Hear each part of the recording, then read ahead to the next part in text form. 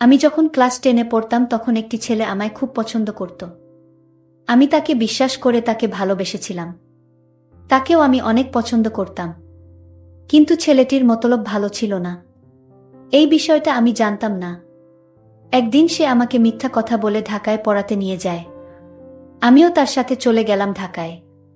আমরা ঢাকায় একটি বাসায় আলাদা রুমে থাকতাম। একদিন রাতে ছেলেটি আমার রুমে এসে আমার সাথে জোর করে যা করেছিল তা মেনে নেওয়া সম্ভব ছিল না। বাকিটা গল্পতেই শুনে নিন। বিনা আমার বান্ধবী। আমি যখন ক্লাস 10-এ পড়তাম তখন ওর সাথে আমার পরিচয় হয়েছিল। একসাথে কোচিং করতাম, কোচিং শেষে বেশ আমরা একসাথে বাসায় ফিরতাম। এভাবেই কখন যেন তার মায়ে পড়ে গিয়েছিলাম। আমি একদিন তাকে বলেছিলাম, বিনা, আমি তোমাকে একটা কথা বলতে চাই। বিনা বলল, কি কথা শুনি? আমি বললাম, বিনা, আসলে আমি তোমাকে ভালোবাসি। বিনা আমার কথা শুনে কিছুটা অবাক হয়ে বলল, আমিও তোমাকে আগে থেকেই পছন্দ করতাম। বিনার কথা শুনে মনে হলো পৃথিবীটা আমার হয়ে গেল। আমার খুব আনন্দ হচ্ছিল। এভাবে প্রেম করতে শুরু করলাম আমরা। তারপর আমরা কলেজে পড়তাম, তখন কি আর হতো। একটা সময় এইচএসসি আসল দুইজনেই দিলাম, দুইজনেই ভালো রেজাল্ট করলাম। ভর্তিও হলাম একই বিশ্ববিদ্যালয়ে। আমাদের শহরের বাইরে একটা বড় বিশ্ববিদ্যালয়। সেখানেই আমাদের জীবনের গল্পটা শুরু হয়েছিল। আমরা লেখাপড়া করার জন্য একটা বাসায় উঠলাম। বাসায় দুজনেই বলেছিলাম আমরা হলে উঠেছি। কিন্তু আসলে আমরা ক্যাম্পাসের ঠিক বাইরেই 2 রুমের ছোট্ট একটা বাসা ভাড়া নিয়ে নিলাম। ওটার জন্যে কেনাকাটা করলাম। বালতি, তোশক, হাঁড়িপাতিল সবকিছু। যেন আমরা বিয়ে করে ফেলেছি আর সংসারের জিনিসপাতি কিনছি। আমরা ঠিক করেছি আমরা নিজেরাই রান্না করে খাবো। কোনো বোয়ার দরকার নেই। ওই জন্যে ঠিক করেছিলাম 2 রুমে 2 জন থাকব। বোয়া রাখার ঝামেলায় যাব না, নিজেরাই রান্না বাড়া করে খেয়ে নিব। যাই হোক, অবশেষে উঠলাম আমরা একসাথে। বিশ্ববিদ্যালয়ে ক্লাস তখনও শুরু হয়নি। আমাদের হাতে অফুরন্ত সময়। সকালে যেহেতু জলদি ওঠার কোনো দুশ্চিন্তা নেই, আমরা দুজনে বারান্দায় বসে গল্প করতে থাকলাম। হঠাৎ দেখি বিনার মনটা খারাপ হয়ে আছে। তার মুখটা কেমন জানি অন্ধকার হয়ে আছে। আমি জিজ্ঞেস করলাম, কি হয়েছে বিনা? কিছু না। তো এরকম চুপ মেরে গেছো কেন? এমনি। এদিকে তাকাও দেখি। অনেকটা জোর করেই মুখটা আমার দিকে ঘুরালাম। দেখি বেচারির চোখ দিয়ে পানি ঝরছে। কোমল গলায় আবার জিজ্ঞেস করলাম, মন খারাপ? উত্তর দিল না। কিছুক্ষণ পর একাই আবার বলে উঠল, আসলে আমি না এই প্রথম ফ্যামিলি ছাড়া আছি। এমন না যে তোমাকে ভালোবাসি না বা এরকম কিছু, কিন্তু আমার খুব মন খারাপ হচ্ছে। আমি বললাম, বুঝতে পারছি। যাও তুমি তোমার রুমে গিয়ে শুয়ে পড়ো।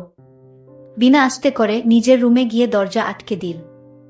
আমারও কেন যেন খুব মন খারাপ হয়ে গেল। বুঝলাম না হয় যে তাই বলে আমাকেও দরজা আটকে বাইরে রেখে দিতে হবে। আমিও চুপচাপ আমার রুমে লাইট নিভিয়ে শুয়ে পড়লাম। দরজাটা আটকাইনি। বিনার প্রতি একটু রাগ নিয়েই ঘুমিয়ে পড়েছিলাম। আমি নাক ডেকে ঘুমাচ্ছিলাম। আমার হঠাৎ ঘুম ভেঙে গেল। আমি অনুভব করলাম আমার পাশে কে যেন শুয়ে আছে। আমি বুঝতে পারলাম আমার বিছানায় আমি একা নই। বিনা কখন যেন আমার পাশে এসে শুয়ে নিঃসাড়ে ঘুমিয়ে আছে। আমি আবার ডিম লাইট ছাড়া ঘুমাতে পারতাম না। ডিম লাইটের আলোয় বিনাকে দেখে আমার অনেক মায়া হলো। পরিবার ছেড়ে লেখাপড়া করার জন্য আমার মতো একটা ছেলেকে বিশ্বাস করে। আসলে বিনা একজন সহজ সরল মেয়ে। তার কোনো তুলনা হয় না। এসব ভাবতে ভাবতে ঘুমিয়ে গেলাম। ভোরে আবার ঘুম ভেঙে গেল। দেখি বাইরে মোটামুটি আলো হয়ে গেছে। বিনাকে ডাক দিলাম। বিনা, সকাল হয়ে গেছে, তাড়াতাড়ি উঠ। বিনার সাড়া নেই। এবার জোরে কানের কাছে গিয়ে ডাক দিলাম। এইবার বিনার ঘুম ভাঙল। সবকিছু বুঝে উঠতে একটু সময় নিল। তারপর মুচকি হেসে বলল, লাট সাহেব আর কিছু করলেন না? সকাল সকাল শুধু ঘুম ভাঙানোর জন্য ডাক দিলেন? আমি শয়তানি একটা হাসি দিয়ে বললাম, তুমি এখন থেকে আমার সব কথা শুনতে হবে। আর যদি না শুনো তাহলে আমার কাছে তোমার এমন একটা জিনিস আছে, যে জিনিসটা তোমাকে দেখালে তুমি আমার সব কথায় রাজি হয়ে যাবে। নইলে তো তোমার কপালে দুঃখ আছে। বিনা বলল, আমি আবার তোমার কোনো কথাটা অমান্য করেছি? তুমি যা বলছো আমি তাই রাখছি। তাহলে তুমি আমারে কিসের ভয় দেখাও? আমি বললাম, দেখো, এটা ভয়ের কিছু না। তুমি আমার কথা রাখতে হবে। আর শোনো, যদি তুমি আমার কথা রাখো তাহলে তোমার সাথে আমার সম্পর্কটা ঠিক থাকবে। নইলে আমি আর এসবের মাঝে নাই। আচ্ছা সিয়াম, তোমার হঠাৎ কি হয়েছে বলো তো? আমার সাথে এরকম করছো কেন? আমি তার পরিচয়টা দিতেই ভুলে গিয়েছিলাম। আমি যে ছেলেটাকে মন প্রাণ দিয়ে ভালোবাসি এবং তাকে আমি অনেক বিশ্বাস করি, সেই ছেলেটার নাম সিয়াম। তার মা আছে কিন্তু বাবা নেই। সিয়াম দেখতে অনেক স্মার্ট, অনেক সুন্দর। যাই হোক, আমি সিয়ামকে বললাম, তোমার মাঝে হঠাৎ এই পরিবর্তন কেন? আগে তো তুমি এরকম ছিলে না। বলো তোমার কি হয়েছে? সিয়াম বলল, আমি তোমার কাছে যা চাই তা দিবে তো? যদি দাও তাহলে আমাকে পাবে, নইলে আমাকে আর পাবে না। আরে পাগল ছেলে, বলেই দেখো না, আমার কাছে যদি সেই জিনিসটা আমার কাছে থাকে তাহলে আমি তোমাকে দিব। সিয়াম বলল, আরে তোমার কাছে আছে কিন্তু তুমি দিবে তো? আচ্ছা বাবা, ঠিক আছে আমি দিব, এবার বলো কি চাও তুমি? সিয়াম তখন বলল, আমি একটা রাত কাটাতে চাই। মানে? কি বলছো তুমি? আমি কিছুই বুঝতে পারছি না। সিয়ামের এমন আবদার শুনে আমার মনটা ভীষণ খারাপ হয়ে গেল। আমি যে ছেলেটাকে এত ভালোবাসি, এত বিশ্বাস করি, সেই কিনা এসব বলছে। না, আমি ভাবতে পারছি না। আমি খানিকক্ষণ চুপ হয়ে থাকলাম। সিয়াম আমাকে বলল, কি হলো, তুমি চুপ করে রইলে যে, কিছু একটা বলো। আমি তাকে পরিষ্কারভাবে জানিয়ে দিলাম, আমি এখন এসব পারবো না। আমার কথাটা শুনে সিয়ামের মুখটা অন্ধকার হয়ে গেল। আমি সিয়ামের মতলবটা বুঝতে পারলাম। আমার চোখের পানি কিছুতেই ধরে রাখতে পারছি না। আমার মনে হচ্ছে আমি চিৎকার করে কান্না করি। সিয়াম তখন আমার সামনে এসে বলল, আমি এমন কি বলেছি যে তোমার কান্না করতে হবে?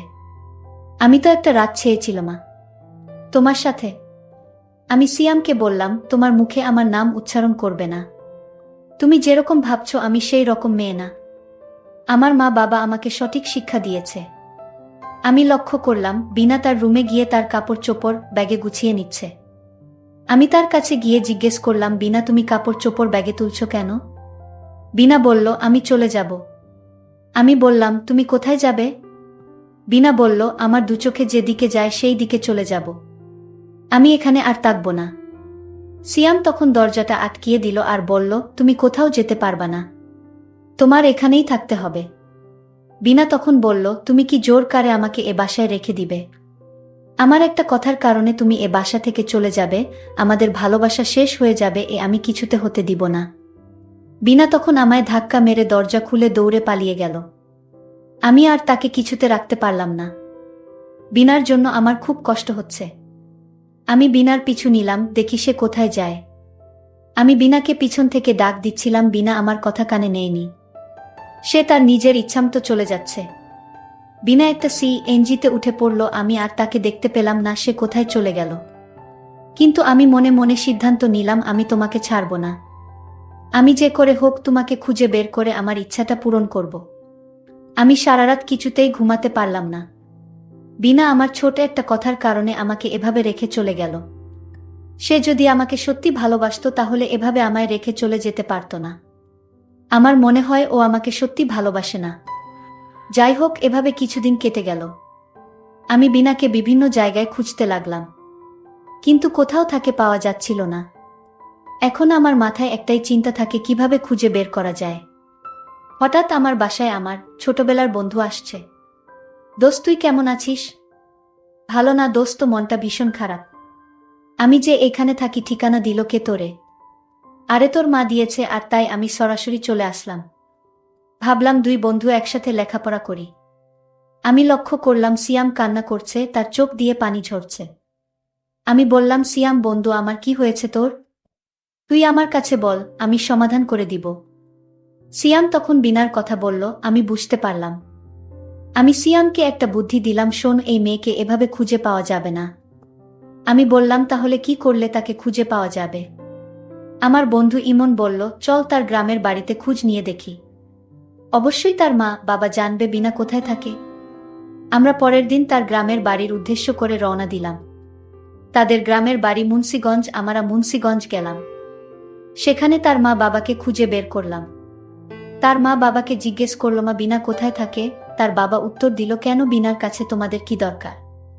আমরা স্কুলে একসাথে পড়তাম, তাই বিনার কাছে একটু বিশেষ দরকার ছিল, তাই আর কি। তার বাবা বলল, কি দরকার আমার কাছে বলো, তারপর ঠিকানা দেই।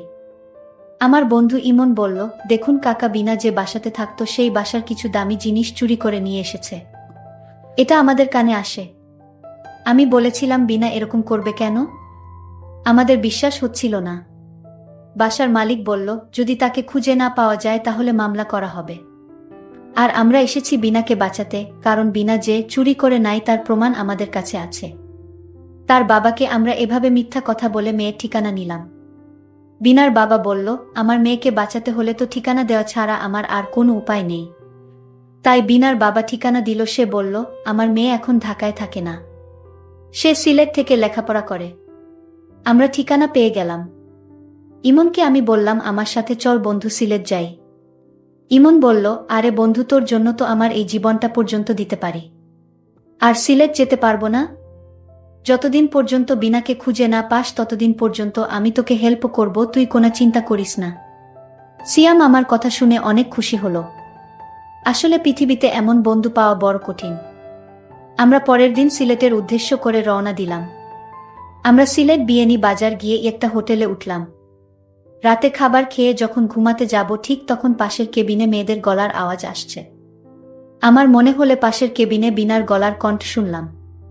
আমি ইমনকে বললাম, ইমন, আমাদের পাশের কেবিনে মেয়েদের গলার আওয়াজ শোনা যাচ্ছে, আর আমার কাছে মনে হচ্ছে এখানেই বিনা আছে। ইমন বন্ধু আমার, তুই একটু গিয়ে দেখে আসবি। ইমন তখন বিছানা থেকে উঠে বারান্দায় গেল এবং পাশের কেবিনে নক করল। কিন্তু রুমের ভিতর থেকে কেউ দরজা খুলছে না। 3 বার নক করলাম কিন্তু কারো সাড়া শব্দ পেলাম না। ইমন নক করার সাথে সাথেই রুমের ভিতর যে আওয়াজটা ছিল তা বন্ধ হয়ে গেল। সিয়াম তখন আমায় বলল, শোনো বন্ধু, রাতে মনে হয় এভাবে ডিস্টার্ব করা ঠিক হবে না। সকালে দেখা যাবে, সকাল সকাল উঠতে হবে। এখন ঘুমিয়ে পড়। ভোর 5টা বাজে আমি উঠে পড়লাম এবং বারান্দায় দাঁড়িয়ে থাকলাম। আমি চেয়ে আছি দরজার দিকে, কখন দরজা খুলবে তার অপেক্ষায়। হঠাৎ দরজা খুলে ফেল, তখন দেখলাম বিনা প্রথম বের হয়েছে। বিনা আমায় দেখে অবাক হয়ে গেল। আরে তুমি এখানে কেন এলে?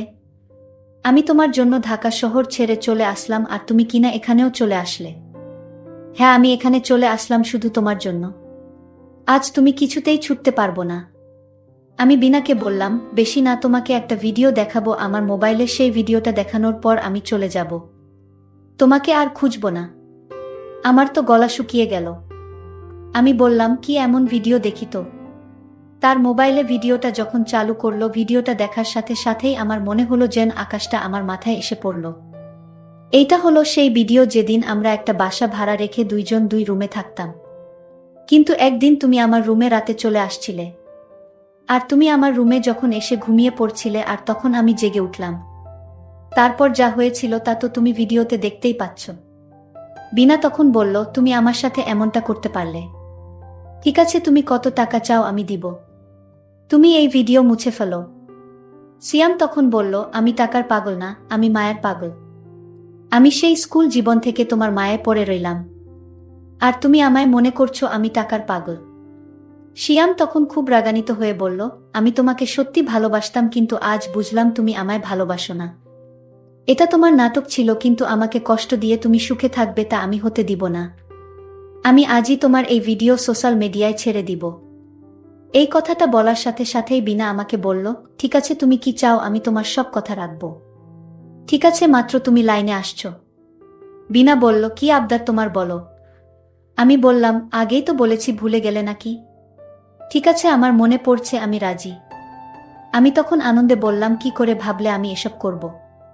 তুমি আমায় যতটা খারাপ ভাবছো আমি ততটা খারাপ না। তুমি যদি রাজি থাকো তাহলে আমি তোমাকে আমার ঘরে সারা জীবনের জন্য নিয়ে যাব। আমি তোমাকে আগামীকালই বিয়ে করতে চাই।